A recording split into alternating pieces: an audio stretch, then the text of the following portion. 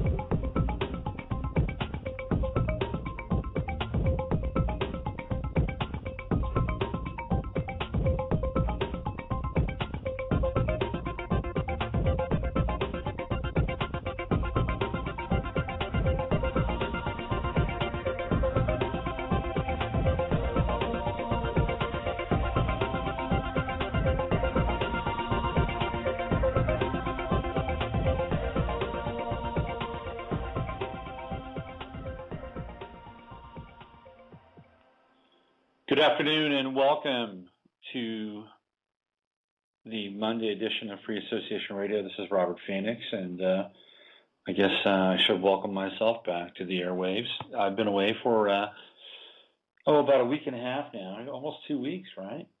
I think the last show I did was on Monday, and then Wednesday I was out of here. I didn't do the astrological matrix on Wednesday, and so it's been about 2 weeks, and here we are back together again. How is everybody? I feel mostly rested. I've got a pain in my neck today. People have told me that that's a magnesium deficiency. I actually have some spray on magnesium. I should put some on after the show.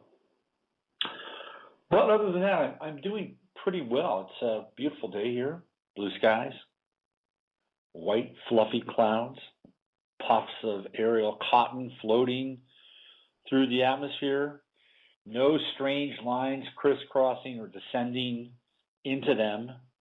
Those are sovereign clouds that are floating above me. I can attest to that right now. Had a very strange reentry coming back into Austin when I was in San Diego, which is where I was for almost 10 days. And hats off to San Diego. It's a great place to vacation. And depending on where you go, it can be relatively cheap too. Doesn't have to, to spend an arm and a leg. Get great Mexican food and cheap happy hour margaritas in Ocean Beach. And so I had a great time there. Did a lot of San Diego kind of things. Surfing, drinking margaritas. Went to the Padre game, and that was interesting, the Padre game. It reminded me of why I don't live in San Diego anymore. I mean, to some extent. I love San Diego, don't get me wrong. My son was born there. I spent 3 years of my life there, 1 year in lovely Encinitas, and 2 years in Escondido, which I will talk about in a minute or two. But the big issue I had with San Diego was how deeply woven the military-industrial complex is in everything there. And it's not just the fact that they're there, but there's an attitude and a type of obeisance towards the military that is something I don't and won't ever understand. There's something inside of my DNA, inside of my brain, that does not allow me to simply embrace the police state, as it were. Just can't. Although I will say that at one point in time, I did want to be a cop. Believe it or not, when I was a kid, I did want to be a cop. Why? Because I was being programmed to be a cop. That's why. I was watching too much goddamn TV. And I was watching detective shows, which I loved. Scorpio Rising. So I was into Beretta and Starsky and Hutch and Toma and all those, all those cop shows in the 70s. Streets of San Francisco. That's what I was into. And then I met Mary Jane, and she changed my life. I decided I didn't want to be a cop anymore. But the presence of the military in San Diego is everywhere. It's omnipresent. And I had forgotten it because I'd been away for so long. So we went to the San Diego Padre game against the Yankees. And that was not this last Sunday, but the Sunday before last. It was a big sold-out game. Yankees bring lots of fans to opposing team stadiums. And apparently every Sunday they honor the troops at Petco. So on this day, or on that day, it was the Marines. And we sat next to the section where there was a squadron of Marines. And they were sitting just a few sections away from us, all together. And they were walking through the stadium as a group, by the way. They move as a group. They don't necessarily move individually. And these are young guys. These are guys they've just gone through basic, and their hair is head is shaved, and I'm probably going to get in trouble for saying this. But I walked past them and I looked into their eyes. I did my best to kind of get into their souls, right? Who are these guys? Where are they from? What's their stories? Of course, I didn't really want to spend time to ask them because, well, we're at a baseball game and it probably wasn't all that appropriate. So I had to go stealth. I had to tap into the force. So I looked into their eyes and I studied their fields and I tried to understand their essence as they passed by me one by one by one. And as I did this, I was trying to imagine or visualize what towns they were from, what kinds of situations they left, what they were trying to prove, what they were trying to gain. And as I did it, I realized that, I'm going to give them a level of respect for going through basic training, because it's not easy. It's not easy having your ass kicked and saying yes, sir, all the time and liking it. It takes a certain kind of, subservience merged with a will of steel. It's like a supernatural masochism that manifests into something greater. As I walked past them, I said to myself, if this is America's best and brightest, and maybe they will become that, because they were green, mind you, I said, we're in trouble. Because what I was seeing was a bunch of skinny kids who came from nowhere, USA, looking for something to do, someplace better than they were, and that wasn't saying a lot. And then there was a moment where, I think it was the seventh inning. Ever since 9/11, they sing "God Bless America" at every baseball game. It's a new thing. Well, it's not a new thing. It's been around since 9/11, 2001. And as they did this at this particular game, everybody turned their attention towards the section where these young men were sitting. and they were standing up, and they were saluting them, and they had their hands on their hearts. And I was one of the few people who was sitting down. I hate to say that, but it's true. And it reminded me in some ways of that scene in the movie Cabaret, where Liza Minnelli, and I think it might be, was it Michael York? I don't think it was Joel Grey, but I think it was Michael York. And they're sitting around at a beer garden in Berlin. And there's this young boy who stands up in the beer garden and starts singing this deeply patriotic German song. And you just see his face, and it pulls back, and he's wearing a little brown shirt. So he was part of Hitler's youth. And the people in the beer garden are so stirred by this song that they get up and they start singing, and they hoist their steins to the air. And it turns into a very chilling scene in some ways, because the people lose themselves. They lose themselves in this ideal. And the way that the film is portrayed by Bob Fosse, that ideal is about to go off the rails. And there was something about this scene in San Diego that was very similar in some ways. It was kind of surreal, to be honest with you. And I know that that's what those guys live for. They live for recognition. They want to be recognized. And so I thought about the whole issue of war and what it means, and ultimately what a scam it is.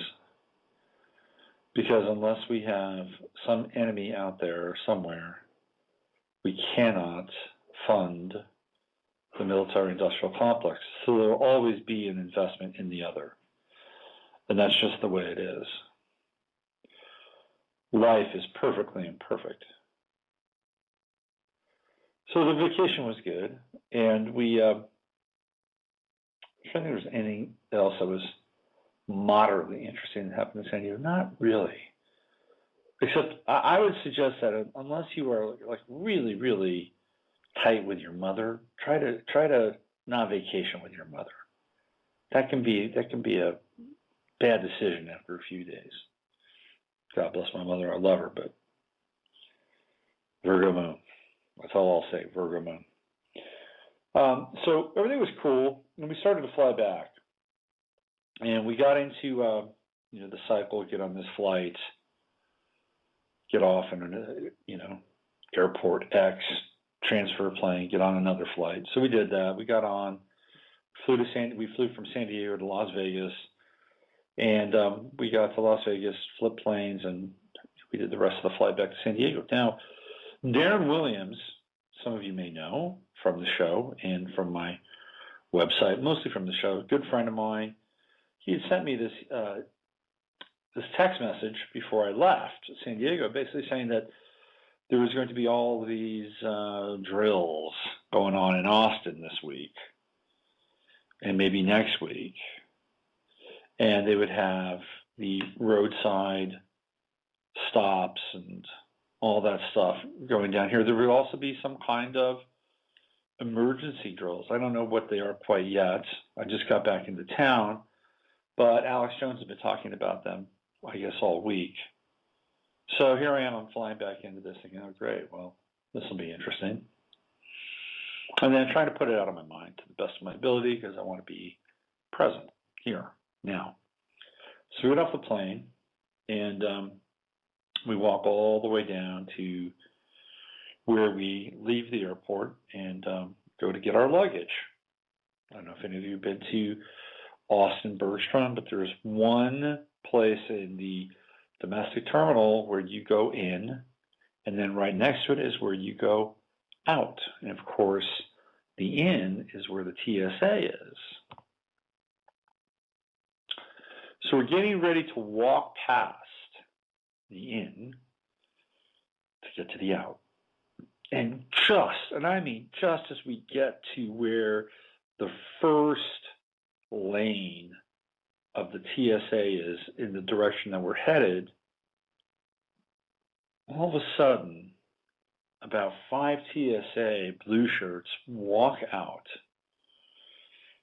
and stop everybody.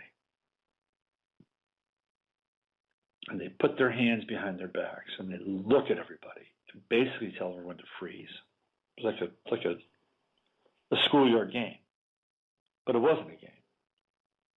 It was very strange. And there was a woman who walked over to look at her flight, and they basically commanded her to stay put and not move. So my kid looked at me and he says, "What's going on there?" I said, "Don't worry about it. Just be cool.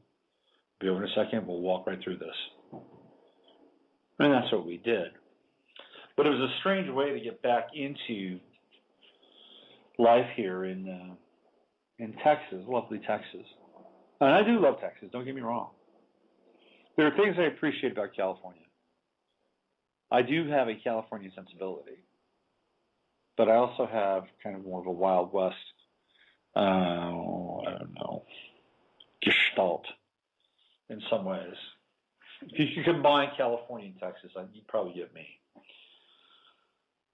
So anyway, that was it, and here we are. And how is everybody? How's everybody been for the last 12 days?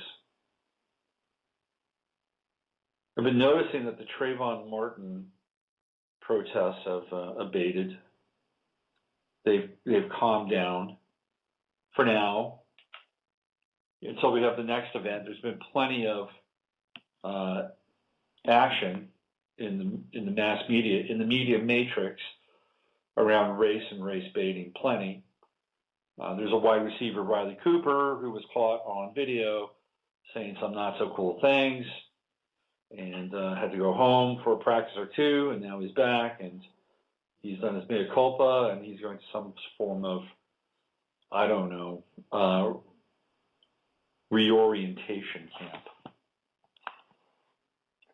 I think it's straight out of Clockwork Orange or something like that. But the Trayvon Martin protests have calmed down. But the thing is, when you get into something like that, there's this cumulative effect.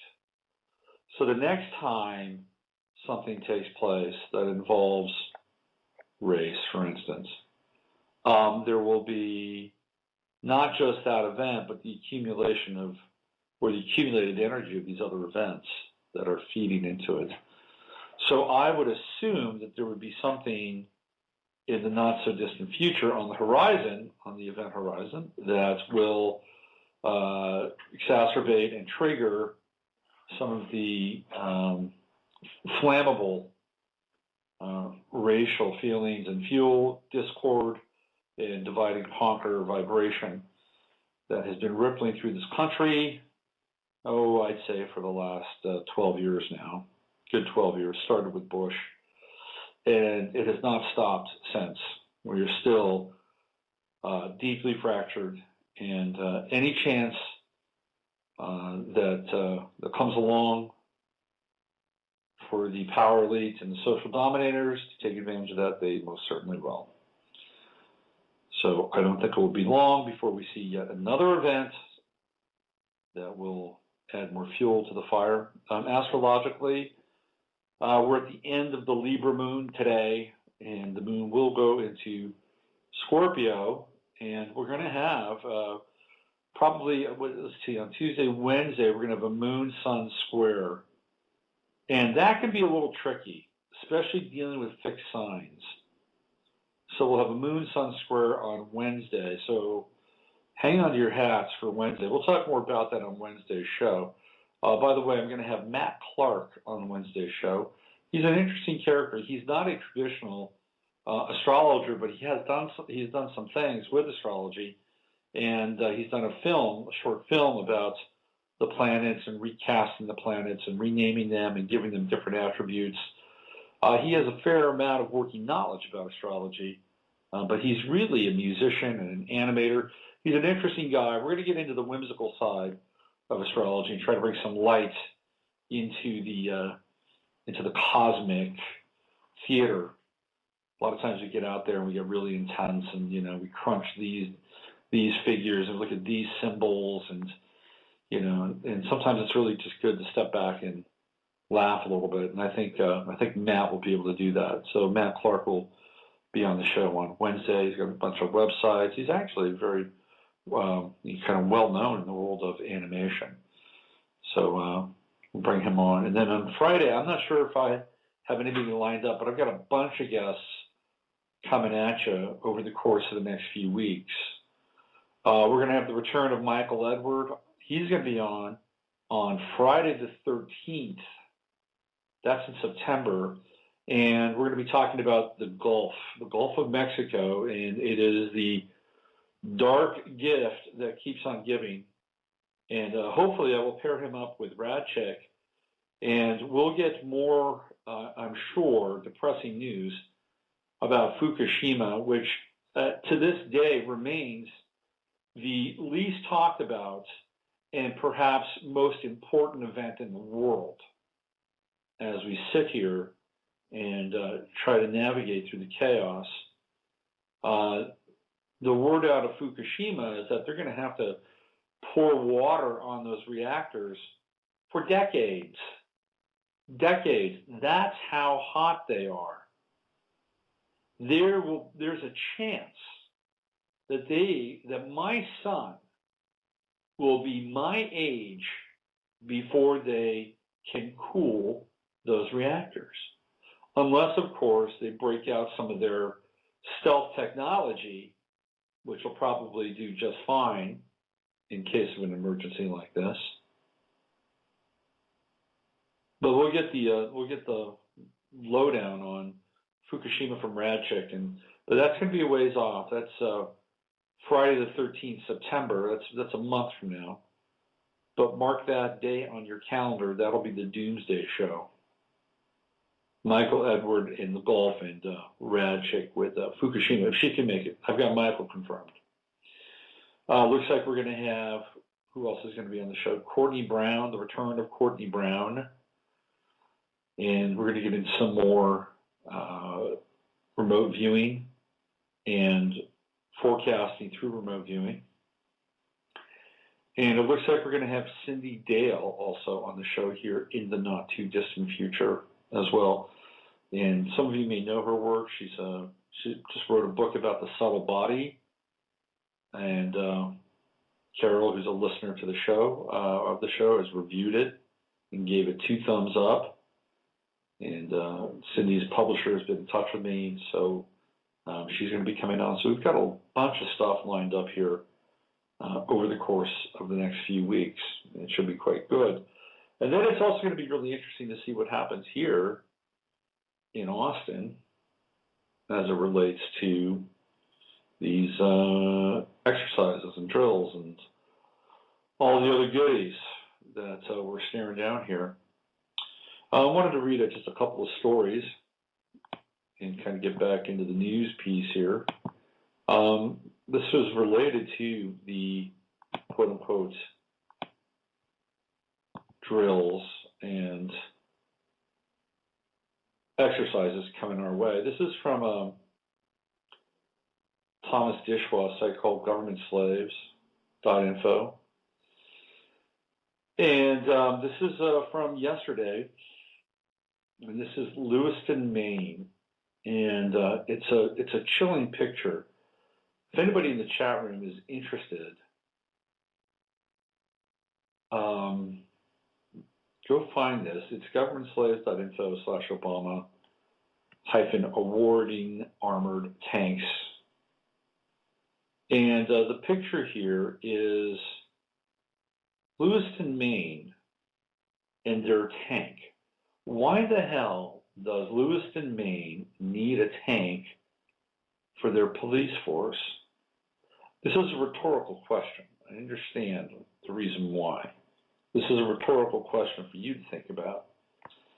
So here's what Thomas Dishwa writes. As we incrementally creep closer to a police state, the Lewiston, Maine Police Department organizes an intimidation campaign to show off the newest crime-fighting tools. LPD recently unveiled, that's the Lewiston Police Department, recently unveiled the 1981 M113 APC armored tank and the MARC BOT 4 robot equipped with a Xbox controller. Can you believe that? It's a robot. There's a picture of it here. And the kid might even have the Xbox controller. There's a picture of a kid with a big wide smile bonding with this robot, four-wheeled robot. Maybe it diffuses bombs or something. The gift courtesy of the Obama administration is free to the LPD as a reallocation of military surplus. Of course, we all know nothing is free in this country, and why does a town like Lewiston need an armored tank? It can't be the crime because in 2011, they recorded 3 murders. And in 2009, they recorded 0 murders. It appears Lewiston is on the cutting edge of crime-fighting technology, being one of 8 cities to adopt a web-based crime mapping application called Raids Online, which gives its citizens access to real-time crime information and alerts landlords when there was a call. He's got to work on his spelling. When there was a call to one of their properties. I'm sorry, I have a bit of a bone to pick with bloggers who can't discern THEIR from THERE and use it correctly, especially when they do it 2 times in a row. Thomas, get it together. We've got to keep up our standards in the blogging world. This is why people like Dianne Feinstein says that the only journalists that matter are the ones that get paid. We can't give them an opportunity to demean our craft. So get your spelling right, Thomas. This software will give the public and police departments access to crime trends and possibly be integrated into futuristic pre-crime technology, with Obama continuing the tradition of government handouts in cities like Lewiston, Maine, and Milwaukee, Wisconsin, willingly accepting these armed tanks to patrol their streets and citizens. It is evidence that America is prepping for a police state. Now, there's a really interesting comment in here. This is by one of the people on the site. It's Brad Eckert. He says, militarizing the police makes them less effective. It alienates the public, which makes their job harder. Nobody wants to work at a job where everybody hates them, so police departments have huge staffing challenges. I would say there's some truth to that. However, I think that the people that they're getting for these jobs probably don't really give a shit about what people think about them. That's what I think. I think Brad is operating from a premise that these people actually care at times about how they're received. I'm not sure that that's the case. But this coincides with some of the things that we're talking about here in the show, about what might happen over the course of the next week or two here in Austin, and being able to see some of these vehicles in action, LRADs and other such vehicles. I'd actually been seeing some very large armored tanks on the backs of flatbeds rolling through my part of town over the last month. Now, there is, I think it's Fort Lewis, which is not far from here. So there's a chance that they were actually bringing those vehicles to Fort Lewis. But you never know. But I've seen them. And my dreams lately have been quite military, I would say, in their scope and tone. And in fact, I did have dreams about tanks about a week ago. This is before I started reading all of this. So August, we're not through it yet. We've got August 12th. August could possibly be a very hot month indeed as it relates to the local citizenry here in Austin and in other places. It's all quiet on the Western Front for now. Let me play a little bit of music, and when I come back, we'll get into some more news, and I will give you my movie review of Percy Jackson, Sea of Monsters. I bet you can't wait for that. It's actually not as bad as you think. Here's Jorge Reyes, El Sendero. I'll be back in 3 minutes and 44 seconds.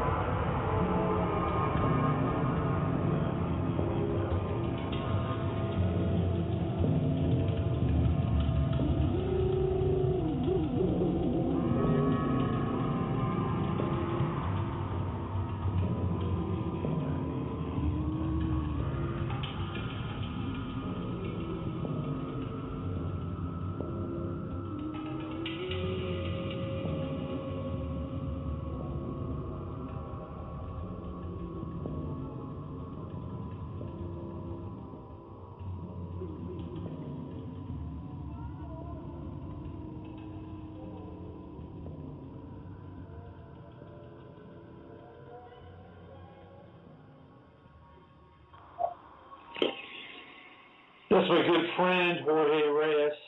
God bless him wherever he is, taking the ultimate shamanic journey out there in the cosmic hinterlands. A long, long time ago when I was part of this psychedelic journey group. Yeah, you think so? I was like way out there, man, in this trip. And it wasn't something I did a lot. It was I had these aspirations of being a shaman at one point in time in my life. So I wanted to study with one, and I've told this story before, I think, on the air. And there was a guy that I was studying with who turned out to just be a complete an utter sociopath, which, by the way, many shamans are. I'm not saying all of them are, but it's a lot of power to be invested in one individual and the lives of many others. It's a huge responsibility, and holding space and being able to work with people at a very deep level is not for everyone. And there are many pitfalls, trust me on this, with that path, which I saw up close and personal. But during one of these sessions, I was completely out there, and all of a sudden Jorge Reyes' music came on while I was in the entheogenic wave, and took me to a whole other plane of existence, and it was great. So hats off, Jorge. Keep on journeying. I saw Percy Jackson and Percy Jackson and the Ocean of Monsters, and the monsters anyway, it's the Sea of Monsters. Percy Jackson and the Sea of Monsters. I saw this with my kid on Friday night, and some of you may be familiar with the Percy Jackson book series. There's 3 books out. I believe it's Richard Rogers or somebody like that who's the author. And the premise is that Percy Jackson is he's the son of Poseidon. Poseidon got together with an earth woman. You know, it's the old story, right? It's like the gods of old bedding down with earth women and creating a bloodline. So Percy Jackson is part of the bloodline. He is part of the quote-unquote holy bloodline, or the deific bloodline. And we're into the whole Elohim camp and all kinds of interesting historical and alternative historical parallels. So the first book, the first movie came out, I think, about 2 years ago. It's called The Lightning Thief. And Percy is just figuring out that he is the son of Poseidon, the ultimate in missing fathers, in absent fathers. Poseidon is the ultimate. Hemingway has nothing with his dad, Poseidon.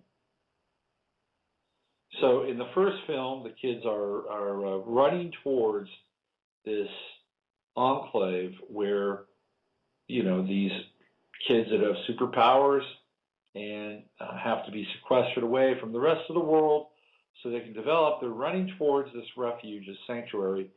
And as they do, the daughter of Zeus, who's part of their little clique, she winds up dying. She gets killed by a cyclops. These things happen every now and then. But it's not always the daughter of Zeus that it happens to. Anyway. So she dies, and Zeus decides to make this gigantic tree to protect their sanctuary. Now, I'm not going to get into the full review of the movie. I'm just going to get into some of the particulars, which I think are interesting. First of all, I think it's interesting that Percy Jackson, there are certain names, like if you think Percy Jackson, if you said Percy Jackson, and perhaps this is my own, twisted mind, I'm thinking he plays cornerback for the Philadelphia Eagles, right? Or he plays point guard for the Detroit Pistons. So you've got this interesting play on words. Automatically, you think Percy Jackson is a young black guy. I mean, that's just, how the mind sort of turns its gears, right? Percy Jackson. Turns out Percy Jackson is a young white guy. So you have this interesting dichotomy already with the title, right, and the name. So you've got this sort of, I would say, slightly detached duality. He's, of course, the son of Poseidon. So Percy Jackson's crew is Percy Jackson, son of Poseidon. Then you have Clarice, who is the daughter of Ares. Then you have Pan, that's his name. Well, Grover is his name, but he's also connected to Pan. And he's got horns, and he's got hooves. And then there's another girl whose name I forget. And she's like the Sophia of the bunch. She's wisdom. So that's their crew. And they have to go to the Bermuda Triangle to retrieve the Golden Fleece before Luke, the lightning thief, gets it and summons Kronos from the grave. Now, Luke is one of their kind, right? He is a kind of a bit of a demigod himself. Not quite the celebrity status as the son of Poseidon, but he's no mere mortal. Now, he has defected, and he has decided to turn the tide against the gods. So Luke, in this case, is actually Lucifer. He is Lucifer. He is the rebellious one. He is the one that is getting others from their little sanctuary to turn against their own kind, right? So Luke is a rebel. He's a rebel god. Now, what's interesting is that the kids are, they're taught, so the people that run this sanctuary are Chiron and Dionysus. And Chiron walks around, half man, half horse. So Chiron runs the show. And Dionysus is played by Stanley Tucci, who, interestingly enough, also has a very key role in the Hunger Games. He's the announcer for the Hunger Games.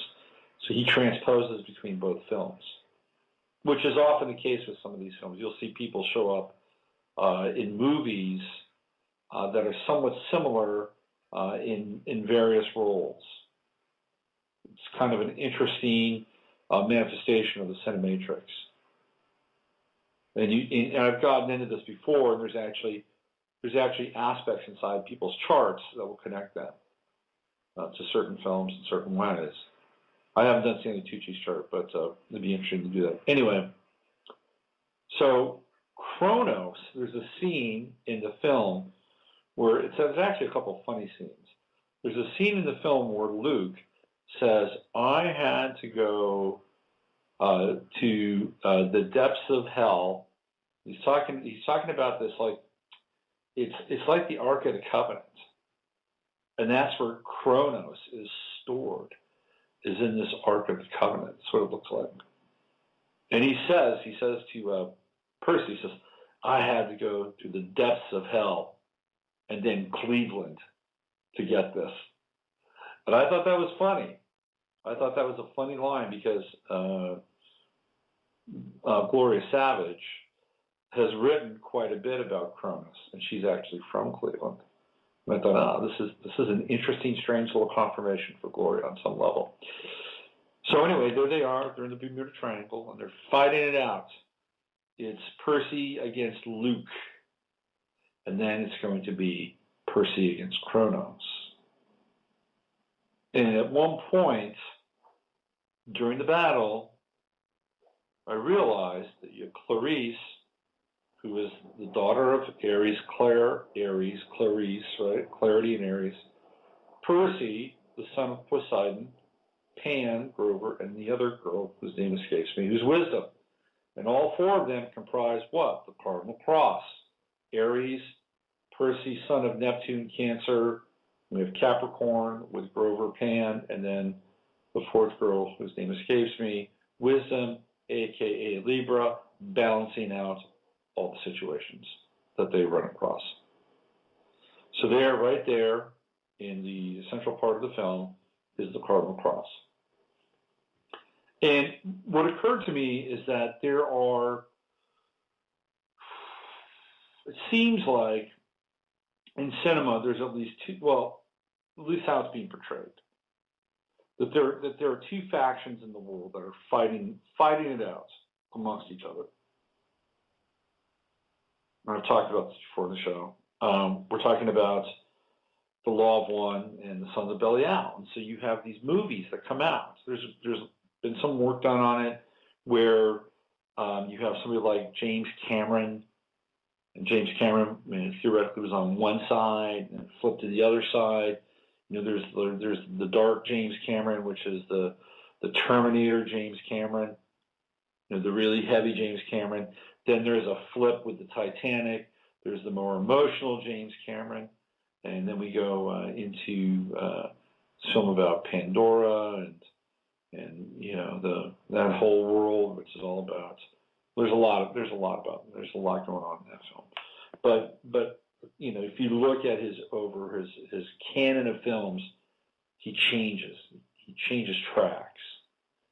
And Cameron is and has been labeled as a guy that went from one side to the other side. So you can see this getting played out in cinema. You can see these different worldviews, the Sons of Belial versus the Law of One in cinema.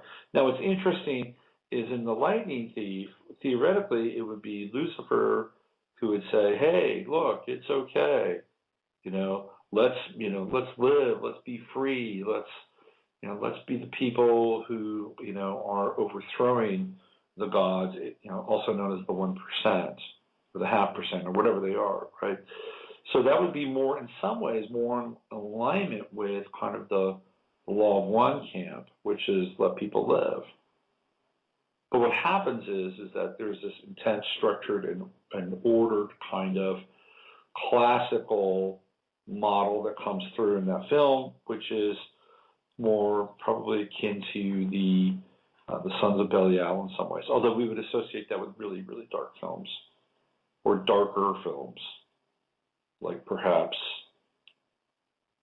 Twilight or I wouldn't say the Hunger Games. I think the Hunger Games are more Law of One-ish. That's my take on that. There's also another interesting movie coming out. It's out. It's been out for a week. Elysium with Matt Damon, and that is a 99% versus 1% scenario. And Matt Damon in that film also plays kind of an augmented, artificially enhanced, human cyborg character. So we're getting closer and closer towards some kind of AI, virtual reality, transhumanist sort of projection into cinema. We're going to see more and more and more of this as the months and the years go on. Ray Kurzweil, some of you may know who Ray Kurzweil is. He's one of the leading transhumanists. He is now the head of Google engineering. So you have one of the great transhumanist minds of the 21st century heading up Google engineering. He's the head of Google engineering. Imagine that. But you didn't know that. Now, Kurzweil has done some very interesting things. He made a great synthesizer back in the 80s, one of the best synthesizers ever. He's a brilliant man, but he's very into life extension, and he's an Aquarius, Ray Kurzweil, but you didn't know that either. But now he's running the most powerful computing platform on the planet, really, Google, in terms of social interaction, interface, and all the other products that they're developing. It's a massive coup for Kurzweil to be able to have all those resources at his disposal. So Elysium is out, and I'm actually looking forward to seeing that. I thought Percy Jackson was actually a pretty good film. My kid liked it. Good triumphs over evil. Evil's put back in the box. It's old school. There's no blood. And there's even a certain amount of chivalry and humor. Out of 10 stars, I'd give it a 6. For a kid, I'd give it probably about a 7 or an 8. So if you're a parent and you're listening to this, either live or on the podcast, don't be afraid to take your child to see Percy Jackson. There's not too much programming in it. And then enjoy it and take it apart if you do that or do those sorts of things. I wanted to read a really quick story here before we got off the air. It's kind of a long one. I'm not sure how much I want to read, but this goes back into sort of the transhumanist piece. And this is from an activist post today, and it's kind of disturbing. I mean, this is something that I, thought about or known about for a while. If you go back to the original case where Monsanto was using genetically modified, I think it might have been soybeans or wheat, or barley, one of those three. It was in Canada, and they had some of their genetically modified seeds spill off of a truck accidentally. And they wound up getting into the crop of a farmer who was adjacent to where they were growing their genetically modified crops. So they did a test. They sampled his crop, and they found that his crop had been indeed germinated by the genetically modified seed. So most of his crop was different than what he had planted. And once Monsanto found that out, they went after him. They charged him. They charged him for his crops. And he fought long and hard.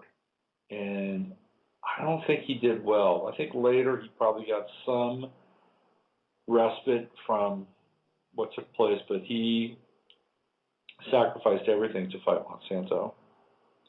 Well, now there's a new ruling, and apparently Monsanto can sue farmers when GMO contamination goes over 1% of their crop. That's not much, 1%. So I'm just going to read you a few paragraphs here. This is from an activist post. At the Justice Begins with Seeds Biosafety Conference held in Seattle, August 2nd or 3rd, it was announced, 2nd and 3rd, it was announced that a recent court decision prevented Monsanto from suing farmers for patent infringement when their crops become genetically contaminated with lab-engineered patented seeds, but the ruling is insufficient to protect farmers in the real world, where contamination events are often much higher than only 1% of a field, as specifically prescribed in the ruling. The June 2013 decision dismissing Ozgata versus Monsanto, discussed in the letter by Jim Garrettson, president of the Organic Seed Growers and Trade Association, protects farmers from being sued for inadvertent contamination of approximately 1% of their crops. Garrettson sent the letter in lieu of his appearance. The letter, reproduced at Good Food Web, has now gone viral, leading some misunderstanding about the significance of the court's decision and the protections afforded U.S. farmers. The court did bind Monsanto to a statement made on its website that it would not sue growers, seed sellers, or organizations for inadvertently using or selling trace amounts of genetically modified seeds. The court defined trace this way: while the USDA has not established an upper limit on the amount of trace contamination that is permissible, the appellants argue Monsanto does not contest that trace amounts must mean approximately 1%, the level permitted under various seed and product certification standards. We conclude that Monsanto has disclaimed any intent to sue inadvertent users or sellers of seeds that are inadvertently contaminated with up to 1% of seeds carrying Monsanto's patented traits.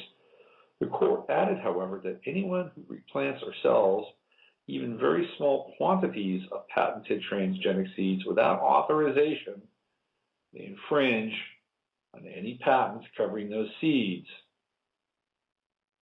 So I guess what they're saying here is that even if the farmers plant a small portion of any seed that has been moderately contaminated, that they could be sued. So it's leaving the door open here for any kind of lawsuits or legal action that Monsanto has at their disposal.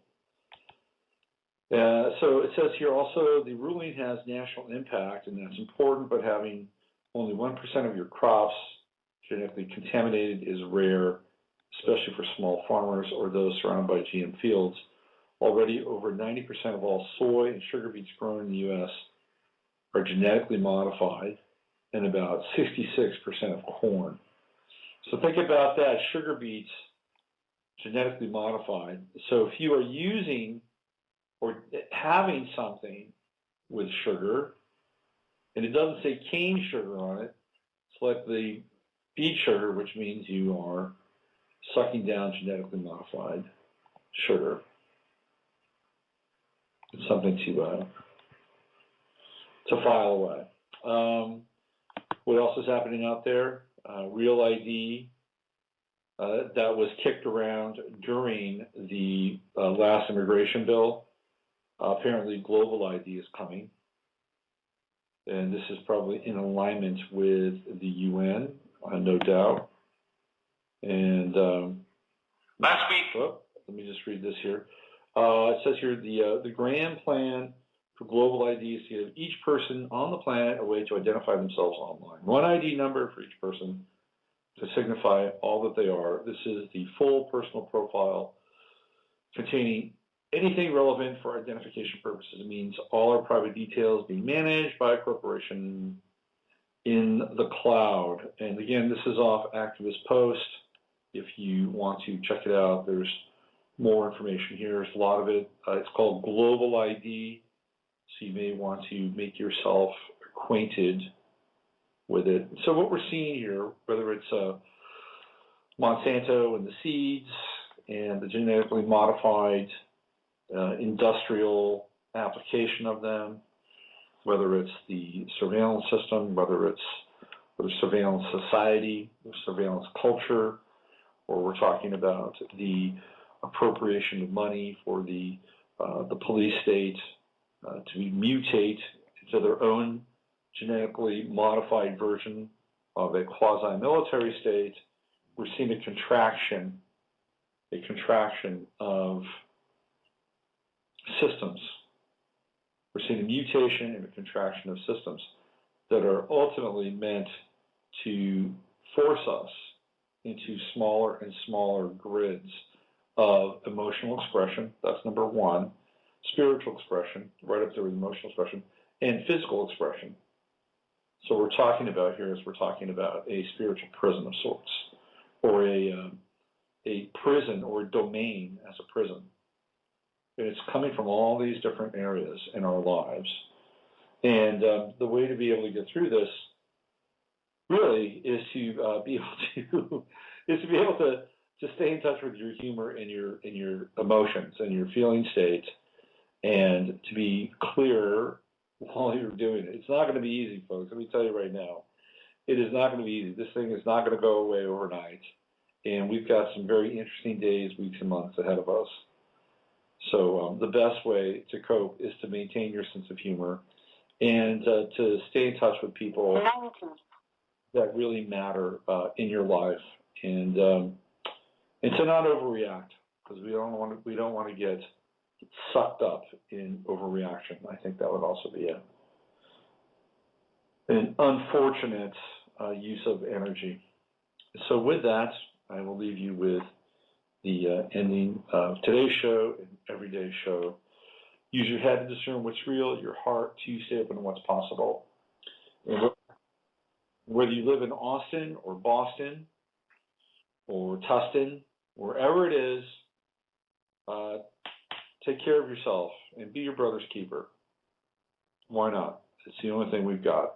I'll see you on Wednesday, and I'll be here with Matt Clark, and we'll get into the more whimsical side of astrology. And we'll do some free readings and get back into the swing of things. All right, this is Robert Phoenix. Take care.